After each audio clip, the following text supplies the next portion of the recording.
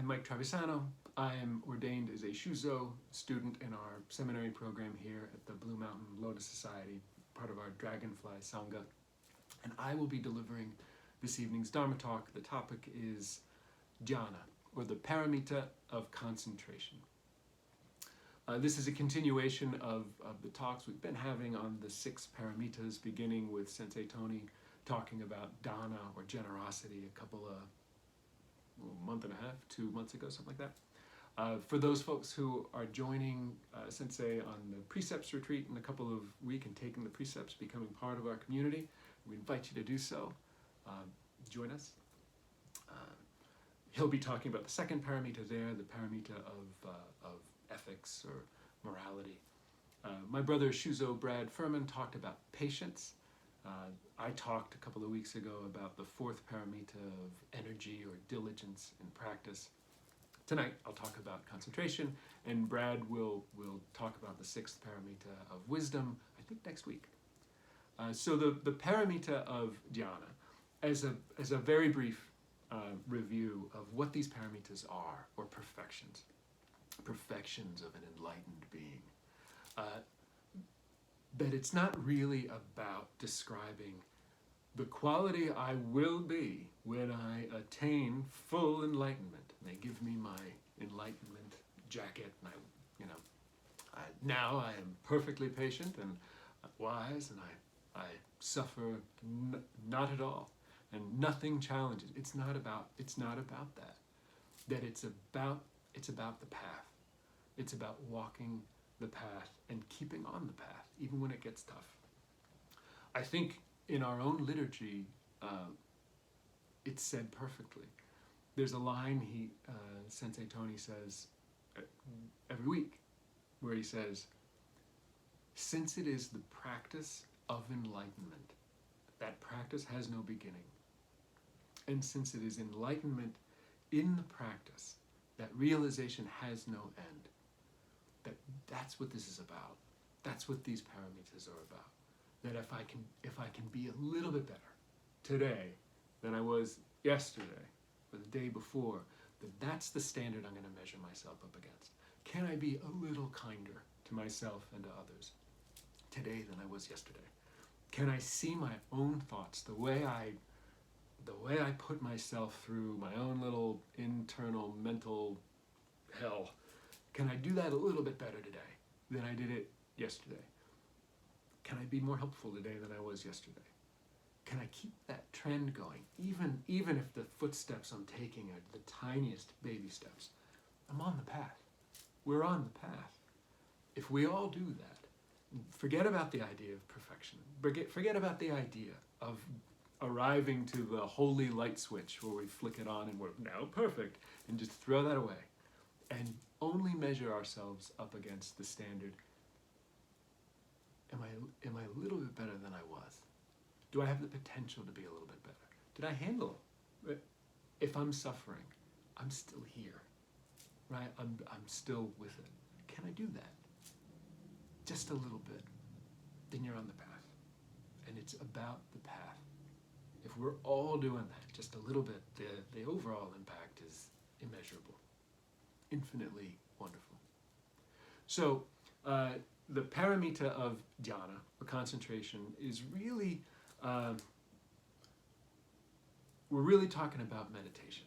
Now I'm hesitant, as you can see, to even say that word, because I have this belief in my head, even among the Buddhist community, that this idea of meditation can be, for some,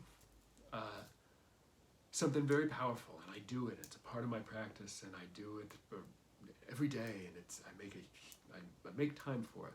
And then there's this other side of a lot of folks that think, like, I don't, sit. I'm going to sit around. I'm going to think of nothing for what? How long? How long are we going to do that? Think of nothing? What's that going to do? How's that going to help me? I'm hopeful that I can dispel some of the thought of for those folks who don't think it's such a something they want to participate in, and maybe for the folks that are participating in it and enjoy it, maybe they'll get some reinvigoration of practice. I'm hopeful it's helpful. Traditionally, of course, dhyana or concentration, this idea of meditation, is clearly an important part of the Buddhist tradition. I mean, in the story, our main Buddhist mythology of Shakyamuni Buddha, of Siddhartha Gautama becoming the Tathagata, the Buddha, that it all culminates, it all crescendos when he sits under the Bodhi tree and he meditates, and it finally comes to him, like what this is all about, what oneness that he knew when he was when he was young, cool, rich Prince Siddhartha, and every pleasure at his whim and lap of luxury, that he just didn't do it. He wasn't happy. And so on his journey, he gives it all away, and he becomes a wandering ascetic, forgoing food and doing all sorts of crazy gyrations and yogic practices and becoming like a skeleton, right? And he finds, like, I wasn't happy when I had everything. I wasn't content. And I'm not content when I have nothing. So what is going on here? And it's only in concentration, it's only in dhyana that it comes to him, that he arrives at some clarity. And that's what this is about. That's what meditation is all about. In fact, in the Three Principles of Oneness, Sensei Tony talks about the three poisons and their antidotes. The three poisons of suffering, the three things that if you really had to throw everything that makes us suffer into three buckets, they, broadly speaking, it's because of a delusion, it's because of some hatred I have, and it's because of some element of greed, right? And in the delusion, or in the poison of delusion, I suffer because I just am not seeing. I'm not seeing it right. There's somebody I work with, and I think they're a jerk. I think they're a bully. I think that, and because I think they're a jerk and I think they're a bully, then maybe I don't want to be so helpful to them, right? And I kind of I don't look forward to meetings with them, and maybe I avoid meetings with them, I can tell a huge story about it, right? But really what's happening there is I'm suffering, and my suffering is caused by my own thoughts about this person. If I can see that clearly, if I can see it, that, Mike, you're doing that, man. You're doing that. And what's more, let's say that person is really, a jerk and a bully or all those things, then maybe I can clearly see that, well, that's happening because he's just like me. He's suffering too. He's got some story that he's telling himself in his own head about what life should look like and what life should feel like. And his actions reflect that. And when they're painful or hurtful, it's there it is. There's the poison of delusion, active in the world. I'm sure we see this every day with all sorts of people around us. And when I see that clearly, when I have that clarity, then I can feel compassion to him. I can feel compassion to myself. I can see things from a different platform. And maybe I can help. Maybe I can bring some spaciousness to what's really happening. Maybe I can inject a little bit of spiritual wisdom into regular, typically mundane, everyday work stuff. But I have to be able to see it. And that's what the practice of meditation helps us to do. Traditionally, meditation is thought of in two big buckets. Shamatha is this idea of abiding, calming, sort of clarity abiding. And then Vipassana we tend to think of as more of a focused practice where we take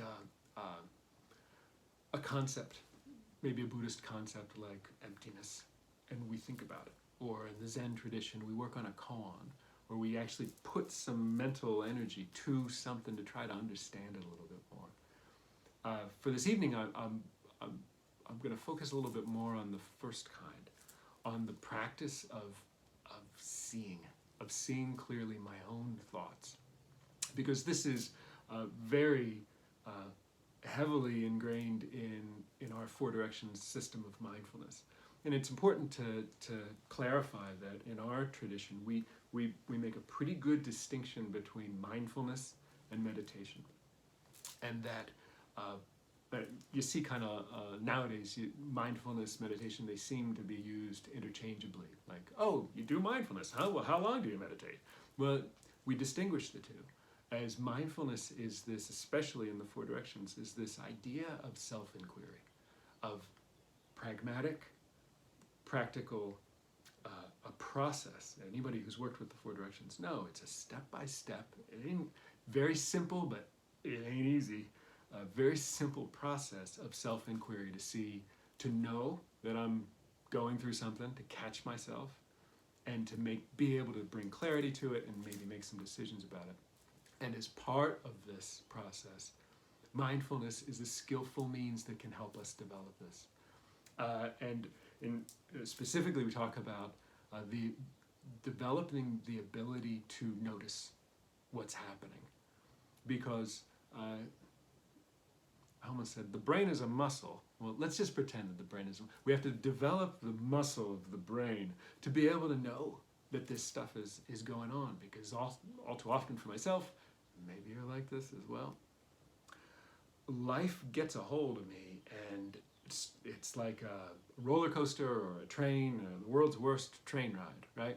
And I'm strapped in, and I'm just going to take it for weeks or months, and I'm going to reside in this level of stress and strain and guilt and whatever, anxiety, right? And because I'm in it, I'm in the ride, I never stop to notice it. I don't stop to notice my own thoughts about it. Are they reasonable? Is the story I'm telling myself about the train I'm riding right? Do I have to tell that story? Is there a different story I can tell? I can develop the ability to see that, to stop myself, and to see that with meditation. In the Four Directions, we talk specifically about this labeling technique, where we simply sit and notice, and instead of it being this idea of I'm going to sit for 3 or 4 hours and I'm going to clear my thoughts of anything, and I'm going to abide in pure presence of now. Anybody who's ever tried to do that for 10 minutes, let alone 3 hours, knows how difficult and how, why am I even pulling punches? It's impossible. It's impossible to just think of nothing. It's like, don't think of a pink elephant, right? Like you think of the pink elephant. As soon as you try not to do something, you do it, right? Like a golfer, like, don't hit that tree, man, don't hit the tree, and you hit the tree, right? It's the same kind of thing. The brain loves to do the thing you're trying to not do. So what we do instead, of course, is have a home base. And in most, it seems, most traditions, the home base is the breath. That if I can find myself in a comfortable but yet alert, upright place of presence where I'm just focusing on the breath. I do it all the time, right? I breathe in and out all the time. Most of the times I have no awareness to it, right? My brain's real smart, just keeps it going. But now I'm going to notice it, and I'm going to use it as a home plate. And then I'm just going to allow thoughts to come. And I'm cool when they come. I'm not trying to shove them away. I am not trying to say, damn it, Mike, stop thinking of stuff. You're supposed to be present and peaceful. I'm not doing that. I'm just letting it happen.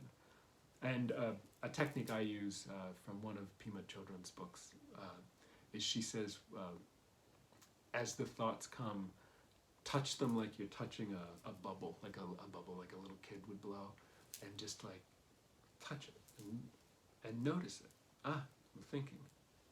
How about that Tom Petty song? I'm thinking. How about that? Some jerky thing I did to a kid in 7th grade. I'm just going to touch it. I'm going to let it go. And by letting it go, very simply, I'm going back to the breath. That the practice is not about not having thoughts. The practice is in the return, is in going back to the breath, to noticing what's up there, to carving the pathway, to building the brain muscle. It's keep going with that, of being able to see what's happening for me, to having the kindness to let it go, to not follow it down, because we're good at that. We'll do that later, right? But for the amount of time that we're meditating, we're going to give ourselves the permission to let anything come, allow it to come, touch it, and then return to the breath. Okay. Maybe I get 2 more breaths, right? Before another thought comes up. Cool. Fine. Touch that thought and return to the breath. It's the practice. It's the practice of knowing. It's the practice of knowing what I don't know. One of my favorite lines to describe this. When I was a young whippersnapper in corporate America, I had a boss, executive director named Claire Bennis, who at IBM, who was a very kind mentor to me when I was pretty green, dumb 26-year-old, trying to do good, but falling over my big feet a lot. And one day I delivered a bunch of analysis, and I forgot. I just didn't give her everything she needed, right? And of course, as it would happen, as these life lessons happen, exactly what I didn't give her was exactly the stuff that would have made a difference. And she, being a mentor, being cool, she admonished me kindly with the following sentence. And to me, this sentence sums up the benefit of meditation perfectly. I don't know what I don't know if I don't know that I don't know it. I don't know what I don't know if I don't know that I don't know it. Talk about a koan, right? But if you break it down, that's exactly what's happening here. That there is no wrong side of the bed, right? We wake up, we think, oh boy, he woke up on the wrong side. No, he didn't. There is no such thing as the wrong side of the bed. He woke up with something hooking him, like some thought that bothered him. And he has no awareness to it. He doesn't know what he doesn't know. And he won't know it unless he looks. He has to look. And our ability to look comes from our practice to remind ourselves to look. That if I can remember to look and notice, then I can do a mindfulness practice. I can take myself through some sort of orderly self-inquiry and give myself the huge gift of clarity and reorientation to my true self, to the things that are most important for me, and take some kind of effective action that I otherwise left on my own accord. I would have just followed my old script that I know all too well and yelled at our little dog, or did something regrettable that I have to apologize for later. Hopefully I notice. And maybe I can't make a choice about it. Maybe I'm not that skillful yet, but just in the noticing, just in the, oh, dude, you know that. I use an app, and I'll mention that really quickly. I use an app called My Life. I mostly use the timer. There's a lot of apps out there. You can use one, you don't have to use one, whatever feels good. But it's helpful to keep me on target that I only meditate for most days, 7 minutes. My routine is really, really simple. I wake up, I come to my Butsudan. I talked about this in the talk about Virya. I remind myself, I set my intention for the day. I walk downstairs, I turn on the coffee, and I sit down. I time myself for, usually most days, it's 7 minutes or 10 minutes. It's not long. I myself am not one for 2 or 3 hour practices. Again, what I'm doing in the morning is I'm checking in. What's going on for me up there?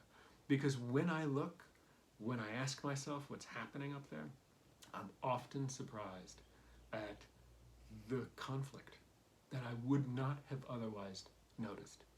For instance, beautiful Saturday morning, nothing going on, everything is awesome, everything. The day is going to be wonderful. I sit down to meditate and, whoa, what is that? Is there guilt? Do I feel guilt? I didn't know that was there. I thought I was excited today. I thought, and I am. I am excited. I feel really good. And there's something going on. There's something going on that I would not have known about had I not taken a moment to look. And so now I know. And those little tiny ones that, I wouldn't have otherwise known, those are the ones that grow. Those are the ones that get me in trouble. The ones I don't know about, right? If I know about it, if I know that there's some bad, evil street criminal down that alley, I don't go down in the alley, right? I take some other path. Same thing.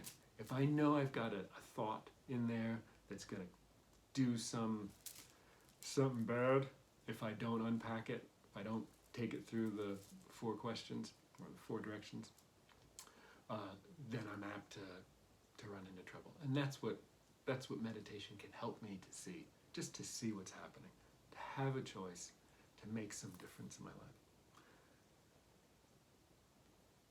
I hope this was helpful. I wish you all the best of luck in seeing in developing a practice to see what's going on up there and to make choices about it when you can. We are here to help, and we took vows to be helpful, so we want to. So reach out. Again, Sensei Tony is doing the Precepts retreat in a couple of weeks, and you can join us here and hang out and talk about this stuff and hopefully learn together and build a community that is helpful and feels good and